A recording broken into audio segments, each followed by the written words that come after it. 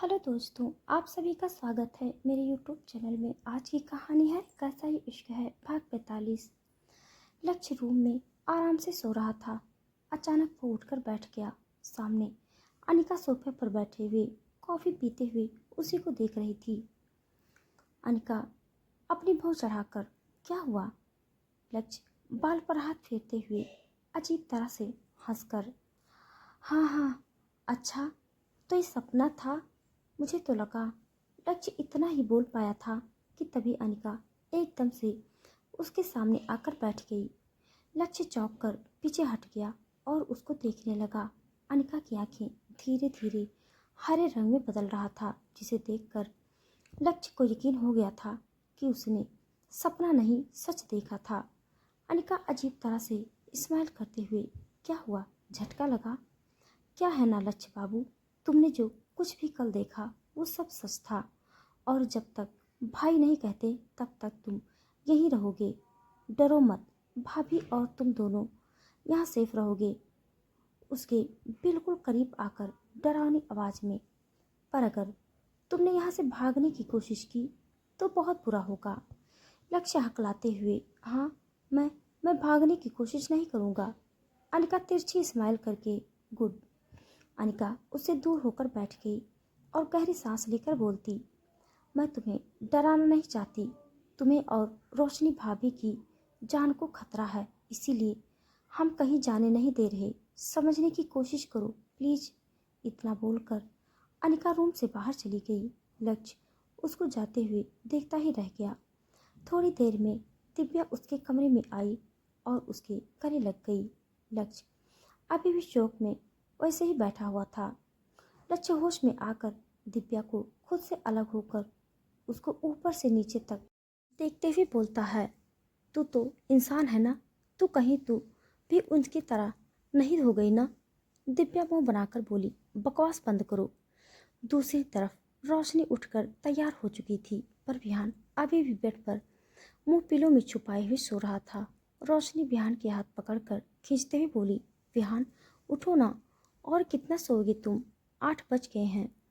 विहान एकदम से पलटा और रोशनी का हाथ पकड़कर अपने ऊपर खींच लिया और उसके बालों को साइड में करके बोला, इतनी भी जल्दी क्या है बेबी? रोशनी को पलटकर अपने नीचे करके, चलो थोड़ा रोमांस करते हैं।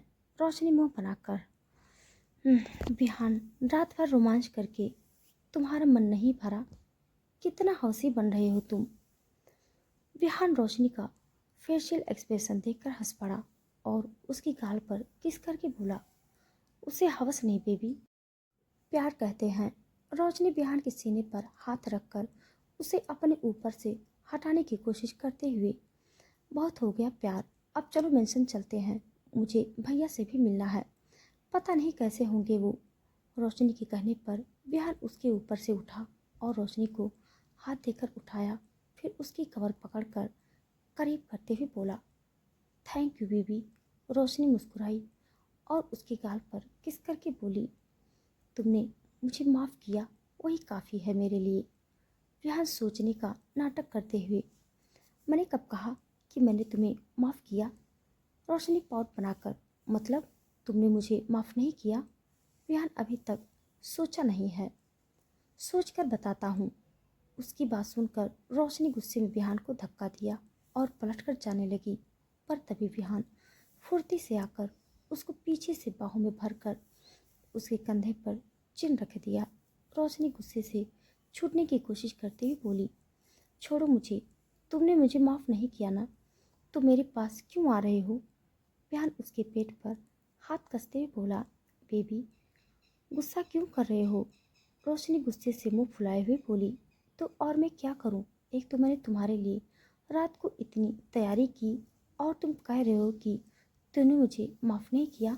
जाओ, तुम मुझसे बात मत करो।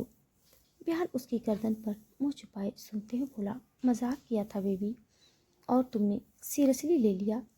विहान की बात सुनकर रोशनी शांत पड़ गई और सर टेढ़ा करके विहान का चेहरा देखकर पूछी, सच में? विहान रोशनी को एकदम से अपनी तरफ पलटा और उसके चेहरे पर झुककर बेहद प्यार से बोला, सच में बेबी। फिर शरारती अंदाज में उसके कान के पास आकर बोला, और वैसे भी तुमने रात भर मेरे लिए इतना मेहनत किया तो उसके लिए माफ़ी तो बनता है। विहान की बेशर्मी भरी बात सुनकर रोशनी का गाल फिर से टमाटर की तरह लाल हो गया और उसने अपनी पलकें झुका लिया, जिसे देखकर विहान मुस्कुराए बिना नहीं रह सका। विहान झुककर उसके कंधे को चूम लिया, जिसके एहसास से रोशनी के दिल की धड़कन तेज हो गई और उसकी आंखें अपने आप बंद हो गई। फिर विहान अपने होठ को उसके कंधे से होते हुए उसके गालों तक ले आया और उसकी गाल को मदहोशी से किस करते हुए धीरे से उससे अलग हुआ और उसको देखने लगा। रोशनी को जब कुछ भी महसूस नहीं हुआ तो आंखें खोल कर देखी। विहान एकटक उसी को देख रहा था। रोशनी शर्म से नजर नीचे झुका लिया। विहान उल्टे पांव वॉशरूम की ओर जाते हुए उसे देखकर बोला, पता नहीं क्या नशा है तुम में बीबी, तुम्हें देखते ही अपना होश खो बैठता हूँ। मन करता है बस तुम्हें प्यार करता रहूं। लव यू बेबी बोलते हुए विहान वॉशरूम के अंदर जाकर दरवाज़ा बंद कर दिया। रोशनी उसकी बातें सुनकर शर्म से पानी पानी हो चुकी थी। उसने शर्म से अपने हाथों में चेहरे को ढक लिया। दूसरी तरफ दिव्या चिढ़ते हुए, क्या बकवास कर रहे हो तुम? लक्ष्य दरवाजे की तरफ देख रहा था। ऐसा लग रहा था जैसे उसको होश ही नहीं है। दिव्या उसको ऐसा देखकर ज़्यादा चिढ़ गई और खींचकर उसको एक थप्पड़ मार दिया, जिससे लक्ष्य एकदम से होश में आया और गाल पर हाथ रखकर दिव्या को घूरते हुए फटाक से पूछा, पागल हो गई क्या? थप्पड़ क्यों मारा? दिव्या अपनी कमर पर दोनों हाथ रखकर लक्ष्य को घूरते हुए बोली, पागल मैं नहीं, तू हो गया है। जब से कमरे में आई हूँ अजीब सा बिहेव कर रहा है, जैसे भूत देख। उसकी बात पूरी होने से पहले ही बेड से उछलकर खड़े होते हुए बोला, हाँ देखा है मैंने भूत। क्या तूने नहीं देखा? वो अनिका इंसान नहीं है, भूत है भूत। दिव्या बेड से नीचे उतरकर लक्ष्य से सर पर हल्के से चपत मारते हुए, अरे पागल, वो भूत नहीं वेम्पायर है, प्रिंसेस है वो। लक्ष्य दिव्या को घूरते हुए, जो भी हो, है तो भूत की ही प्रजाति है ना।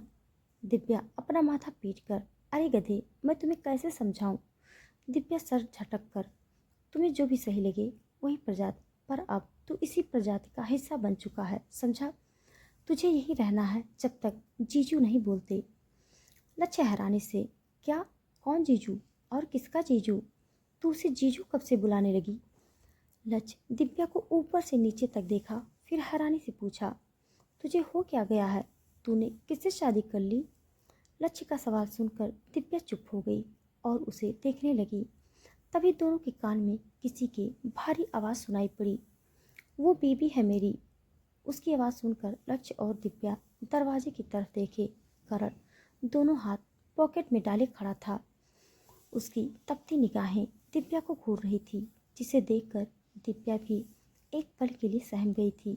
दिव्या को करण का दिया हुआ धमकी याद आ रहा था। करण चलते हुए उसके पास आया और उसका हाथ पकड़कर अपनी तरफ खींच लिया और उसकी कमर पर हाथ रखकर दबाते हुए लक्ष्य को देखकर बोला, और मैं इसका पति हूँ। दिव्या हैरानी से उसको देखी और मन ही मन बोली, इसकी खोपड़ी, इससे हुए क्या है? ये ऐसे अजीब बातें क्यों कर रहा है? दिव्या करण को धक्का देकर खुद से अलग करने की कोशिश करते हुए धीरे से उससे बोली, मुझे छोड़ो, क्या कर रहे हो तुम? करण उसको और कसकर पकड़ लिया और उसे घूरने लगा, जैसे बोल रहा हो कि चुपचाप खड़ी रहो। वहीं बेचारा लक्ष्य आंखें फाड़े मुंह खोले हैरानी से दोनों को देख रहा था। लक्ष्य बेचारा पहले से ही शोक में था और अब दिव्या और करण की सरेआम रोमांस देखकर और भी शोक में चला गया था। दिव्या करण के घूरने से चुप रहने वालों में से नहीं थी। वो उसे छूटने के लिए ज़्यादा छटपटाने लगी, जिसे देखकर करण परेशान हो गया और उसको एकदम से गोद में उठाकर कमरे से बाहर ले गया। लक्ष्य दोनों को देखता ही रह गया। वो दोनों हाथ हवा में उठाए खुद से बोला, ये हो क्या रहा है? और क्या दोस्तों, रोमांस चल रहा है। दूसरी तरफ करण दिव्या को गुस्से में कमरे में ले आकर बेड पर पटक दिया, जिसे दिव्या के मुंह से आह निकल गई और वो बेड पर पलटकर करण को गुस्से में घूरने लगी। दिव्या बेड पर खड़ी हुई और गुस्से में बोली, तुम पागल हो गए हो? वो जड़ बुद्धि ऐसे क्यों उठाकर ले आए? पटक दिया।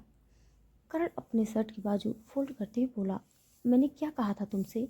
मना किया था ना जाने से। दिव्या पेट से नीचे कूदकर करण के सामने आते हुए, हाँ तो मैं तुम्हारा ऑर्डर क्यों फॉलो करूँगी? मेरी मर्जी, मेरे पैर, मैं जहाँ भी जाऊँ, तुम्हें क्या है? करण उसकी कमर पकड़कर अपने बेहद करीब करते हुए बोला, मुझे प्रॉब्लम है। मुझे बिल्कुल पसंद नहीं है कि तुम उस लड़के के साथ बात करो या उन्हें गले लगाओ। दिव्या करण को हैरानी से देखते हुए बोली, तुम्हें हो क्या गया है? तुम ऐसे पजेसिव बिहेव क्यों कर रही हो? करण उसकी कमर पर पकड़ मजबूत करते हुए बोला, मुझे नहीं पता। आइंदा लक्ष्य के क्लोज जाने की हिम्मत मत करना, वरना मुझसे बुरा कोई नहीं होगा। दिव्या करण की बात सुनकर गुस्से में आ गई, क्योंकि वो एक चुलबुली लड़की थी। उसको बिल्कुल पसंद नहीं था कि कोई उसे किसी चीज़ के लिए भी रोके।